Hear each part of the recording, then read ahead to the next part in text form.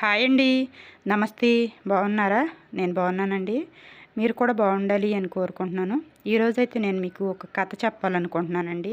ఈ కథ ఎవరిది అని అయితే చెప్పనండి, విన్న తర్వాత మీరే అర్థం చేసుకోండి. ఈ కథ 2005లో స్టార్ట్ అయింది.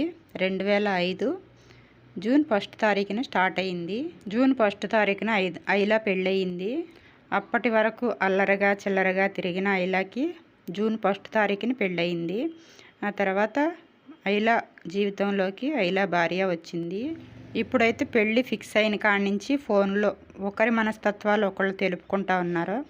అప్పుడైతే ఫోన్లు లేవు, ఉన్నా కూడా ఎక్కడో ఒకటి మాట్లాడడానికి అవకాశం ఉండని రోజులు 2005 ఈ సంవత్సరంలో కథ అండి నేను చెప్పేది. ఒకరి మనస్తత్వాలు ఒకరికి తెలియదు, భగవంతుడు ముడిపెట్టేశాడు. ఐలా మనస్తత్వం ఎలాంటిది అంటే చెప్తాను. అప్పటి వరకు ఐలా భార్యకి ఐలా మనస్తత్వం ఎటువంటిదో తెలీదు. అయితే భర్తతో మాట్లాడే టైం ఎప్పుడు వస్తుందా అని ఎదురు చూస్తుంది ఈ అమాయకురాలు. పెళ్ళి ఫిక్స్ అయిన కాడి నుంచి పెళ్ళైన నెక్స్ట్ రోజు సాయంత్రం 6:30 టైంకి అయితే మాట్లాడే అవకాశం వచ్చింది ఐలా భార్యకి. ఐలా ఏదో తెలిసి తెలియని మాటలు మాట్లాడుతున్నాడు. ఐలా భార్య ఒకటే మాట్లాడింది. ఎంతవరకు చదువుకున్నారని అడిగింది. ఏదో చెప్పాడు. ఆ తర్వాత గడియారం వైపు చూసింది. చూసి భర్తను ఒక మాట అడిగింది. ఇప్పుడు టైం ఎంత అయింది ఒకసారి చెప్పండి అంది. అప్పటికి టైము 6:35 అయింది. టైము 5 దాటింది, 5 అవ్వలేదు అన్నాడు ఐలా. ఆ మాట వినంగానే ఐలా భార్యకి గుండె జారిపోయింది. ఏంటి, నా భర్తకి కనీసం టైం కూడా తెలీదా? ఇంత అమాయకపు మనిషిని నేను పెళ్లి చేసుకున్నానా? భగవంతుడా, ఈ జీవితాన్ని ఎలా ముందుకు తీసుకెళ్తావు స్వామి? ఇలాంటి భర్తతో నేను కలకాలం ఎలా బ్రతకాలి స్వామి అని గుండె జారిపోయింది.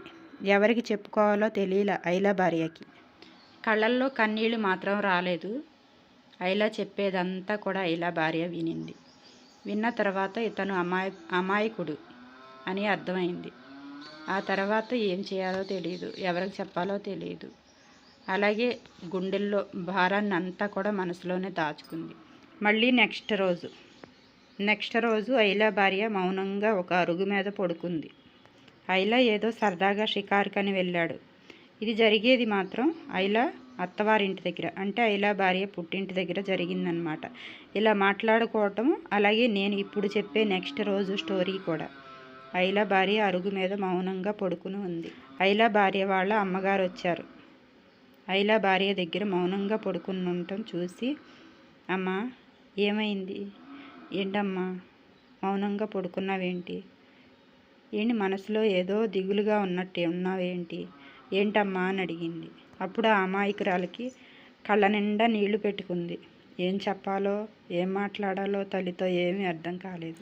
అలాగే తల్లి కళ్ళల్లో చూస్తూ కళ్ళ నిండా కన్నీళ్లు పెట్టుకుంది. ఆ తల్లి బిడ్డ కన్నీళ్లు చూసి తల్లి గుండె చెరువైపోయింది. ఏంటమ్మా ఏమైందమ్మా? నీ మనసులో బాధ నాకు చెప్పమ్మా అని తల్లి అడిగింది. ఆ అమాయకురాలు మాట్లాడకుండా మౌనంగా ఉండిపోయింది.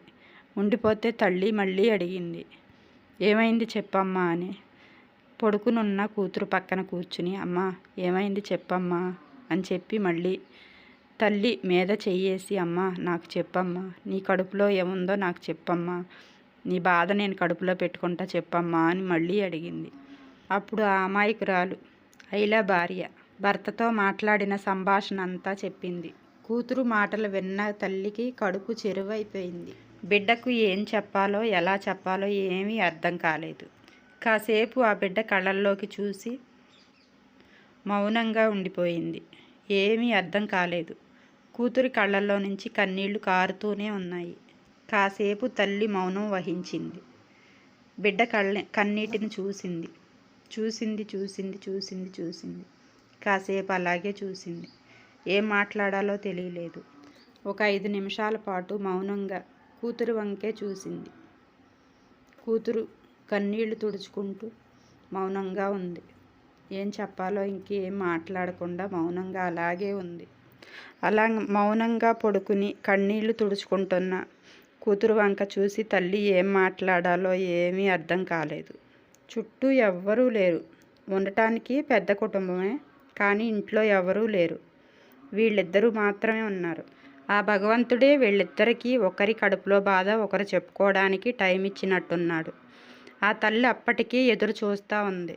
కూతురికి కొత్తగా పెళ్ళయింది. అబ్బాయి చూస్తే మెతగ్గా ఉన్నాడు. కూతురు కష్టం సుఖం ఏమన్నా, కడుపులో బాధ సాధ మంచి చెడు ఏమైనా కూతురు చెప్పుద్దేమో, కూతురు మాటల్లో విందామని చెప్పి అప్పటికే తల్లి ఎదురు చూస్తూ ఉంది.